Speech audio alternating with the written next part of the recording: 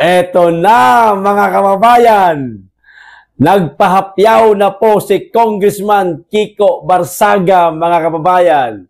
Ang sabi niya, mapapalitan na di umano ang liderato ng Kamara.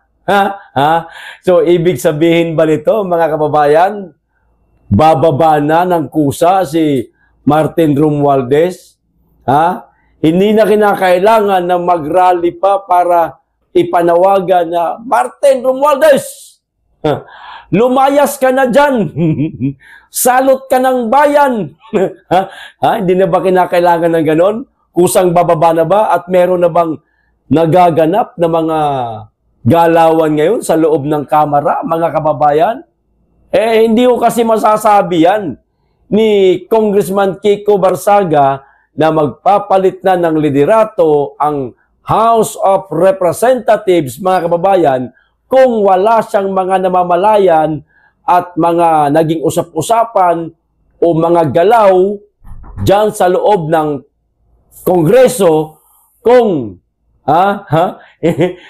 kung hindi niya alam di ba? Maaaring may alam tong bata na to, mga kababayan. Maaaring may mga kinikilos na sila dyan.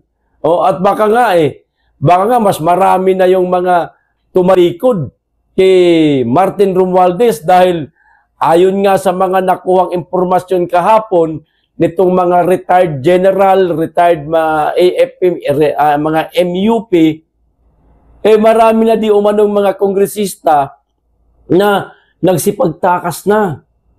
Kanya-kanyang pulasan na di umano, mga kababayan, dahil natatakot nga sila na baka magaya itong Pilipinas sa Nepal at sa Indonesia, mahagilap sila, makita sila, baka mapatakbo din sila sa Ilog Pasig. Mga kababayan? Maaari, di ba? Maaaring may mga galaw na dyan sa loob. Na siyempre, tayo bilang isang mga nakasubaybay sa mga politiko na yan, mga simpleng mamamayan, hindi natin alam, siyempre, no? Pero, kapag ka ang isang congressman na, nagpahapyaw, may laman yan, mga kababayan. Posible hong may mangyari na palitan ng liderato sa House of Representatives. So, ito po yung simpleng pahapyaw lang po, mga kababayan, ni Congressman Kiko Barsaga. Dinaan niya po sa kanta, pero sa dulo, ay kaunting pitik. Parang tinatakot niya na si Tamba, mga kababayan. Malamang sa mga pagkakataon na to, no? Baka natatakot, nangangamba na rin yan si Martin Romualdez Totoo yan. Kasi kung hindi natatakot yan, hindi yan gagawa ng drama na kunwari, kahapon, kagabi, nagpulong-kulo sila. Para, nag-caucus yun. Para, para pag-usapan, paano mapatigil yung korupsyon. Buang. Ang magpapatigil ng korupsyon, yung corrupt din. Ito na po si Congressman Kiko Barsaga. Panoorin po natin. Basahin ko lang muna itong caption. Ang sabi, magbabago na ang liderato ng Kongreso. Kita nyo na, mga kababayan? Ito ang tahasang sinabi ni Representative Kiko Barsaga na magbabago na umano ang liderato ng Kamara habang ito'y nasa sesyon. Ayan. Pero, bago nito, kinantahan ng mambabatas ang tinawag niyang Glock 9 na ang pinatutungkulan nito ang minority ng Senado na dapat daw itong tumindig at lumaban. Ayan, mga kababayan, no? Pero, may double meaning ito, mga kababayan. Double meaning kundi itong unang binasa natin. Na magbabago na ang liderato ng Kongreso. Nako. Patay si Tamba. Ito na po yung video, mga kababayan. Panoorin na po natin. Tayo po na nakaupo subukan nyo namang tumayo. At baka mamyaw meow meow, meow meow meow meow meow meow. Magbabago na ang House of Representatives. We will bring justice into this corrupt system. Magbabago na ang liderato ng House of Representatives. May laman, mga kababayan. Malaman, tinumbok na talaga, House of Representatives. Magbabago na ang liderato. Hindi masasabi yan ng isang kongresista, mga kababayan, kung wala siyang alam. Kung walang mga galaw dyan sa loob. Kung walang nagnanais na magkudeta kay Martin Romualdez. Maaaring may mga galaw na yan, mga kababayan. Posible yan. Kaya ngayon, yung mama, nagbabait-baitan. Kunwari, anti-corruption siya. Yan sabi nga ng ating mga kababayan. No? Ay, hindi wag na ng ating mga kababayan. Yung mismong palasyo na ang may sabi. Si Bersamin. Ano sabi ng palasyo? Linisin nyo muna yung bahay nyo. Liwanag nun, mga kababayan. Hindi rin masasabi ni Bersamin na linisin niyo yung bahay nyo kung hindi napakarumi na. Maaaring napakarumi na talaga ng House of Representatives, mga kababayan, sa pamumuno ni Martin Romualdez. O kaya ngayon, bangayan yung palasyo at saka yung House of Representatives. Di ba? Pero hindi naman po lahat ng mga kongresista ano tawag nito, ang pinatatamaan ni Bersamin, kundi yung liderato mismo, which is si Martin Romualdez. Dahil sa pamumuno niya, ganito ang nangyayari sa bansa. Ganito kalaki na mga korupsyon ang nangyayari sa ating bansa. Flood control project, billion, trillion pa nga. Diba? Mga proyektong ghost lang o multo, mga kababayan, may mga nakalagay na karatula, kunwari gagawa sila ng proyekto, tulad ditong flood control project, pero walang natatapos. Ni anino wala tayong nakita. Diba? Napakalaking korupsyon yan o maliwanag na korupsyon yan, mga kababayan. Kaya ayan, si Kiko Barsaga, nagpahapyaw na. Lagot ka na ngayon, tamba. Kinakailangan mo rin talagang bumaba, Mr. Martin Romualdez. Bakit? Napakarami ng may ayaw sa'yo. Mismo ang palasyo, pinasasaringan ka na. At sinasabi ng linisin mo ang kampo nyo o ang bahay nyo. Ang taong bayan, ikaw din ang sinisisi, maliban dyan sa kapatid mong pabaya sa pagiging presidente. Kasi ikaw ang nagmamaniobra sa pondo. Kaya yung mga kasama mong mga congressman na nakalikit sa'yo, malamang baka busog na busog. So aasahan natin, mga kababayan, sa lalong madaling panahon, sana ginagawa na nila yung mga kaparaanan para mapalitan na po ang liderato ng House of Representatives. Okay, ito pa isa. Maganda rin ito. Hindi ko malaman dito kay Senator Alan Peter Cayetano. Tropa natin to, mga kababayan, DDS talaga to.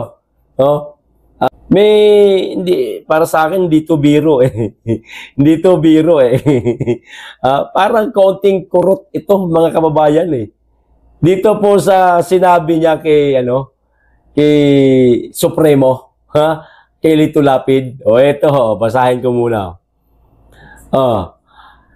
Sa 24 natin dito, ayan, ang may sabi nito si Alan Peter Cayetano, sa 24 natin dito, binabanggit niya mga senador, baka si Lito Lapid lang ang ayaw maging Senate President. hindi nga nagsasalita yung mama. Plano pang maging Senate President yan. Paano pag naging Senate yan? Anong masasabi niya sa plenaryo? Paano niya pamumunuan ang Senado? Aba, baka magkawindang-windang. Hindi naman sa minamaliit natin si Lito, mga kababayan, ha? Pero kulang talaga siya sa sa kakayahan, wala siyang leadership, ika nga, parang ganun ang datingan. Sa akin lang to, mga kababayan, pasintabi sa mga sa mga makalito-lapid. O ito pa, biniro ni Senate Minority Leader Alan Peter Cayetano si Senator Lito Lapid na maaring ang senador lamang ang hindi interesadong maging Pangulo ng Senado. Wala talaga interes yan si Lito. Sa kanya sapat na yung matawag siyang senador. Sa palagay ko lang walang plano yan. Kasi kung naghahangad dyan na maging Senate President, baka nagpabida rin yan, kagaya ni Tito Soto. Yan. Ay, hindi pala Tito, may bagong tawag na ako sa kanya. Si Tito Soto, hindi na ako, Tito. Senator Tuta Soto. Tuta ng ng liderato ng House of Representatives. Di ba? Kaugnay na rin ito ng aligasyon na may niluluto umano na ang minority bloc na counter kudeta laban kay Senate laban kay Senate majority. Ito maling sinulat ay laban kay Senate Majority Leader Tito Soto III. Yan. Isa pa yan. Diyan sa Senado.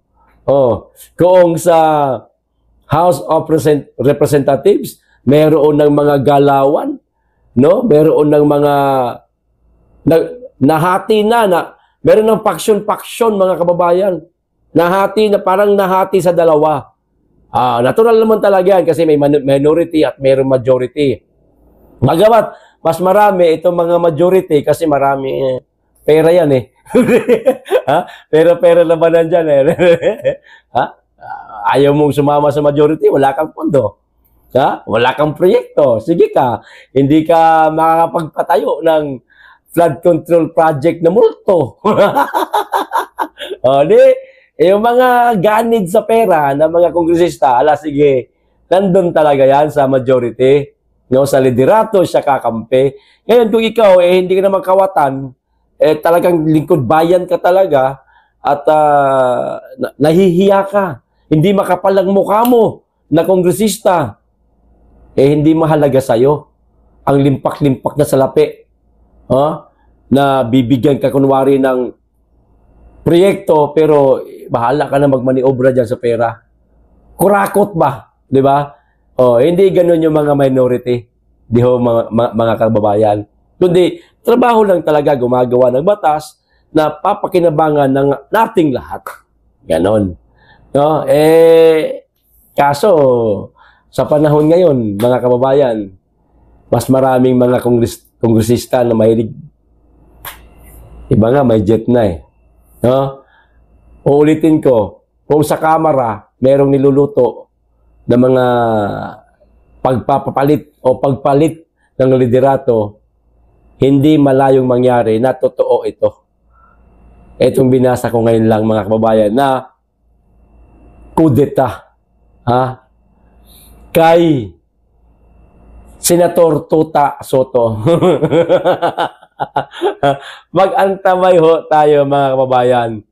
Hindi ko kasi ganun kadali magpalit ng Senate President at saka Speaker of the House. Pinag-aaralang maigi yan. Kailangan sa isang hudyat lang. Wala nang second, wala nang third. Sa unang hudyat, sa unang pagsabak sa plano ninyo, dapat patok yan. Yung wala nang lulusutan, yung hindi na makakagalaw, yung ibig sabihin mako-corner na, yung isang Speaker of the House na tinaguri ang pinaka makapalang mukha na speaker sa balat ng lupa. Sabi nga ni Yumaong, sino nga ito? Ate, Mami Sandra Cam, Mami tawag ko doon eh.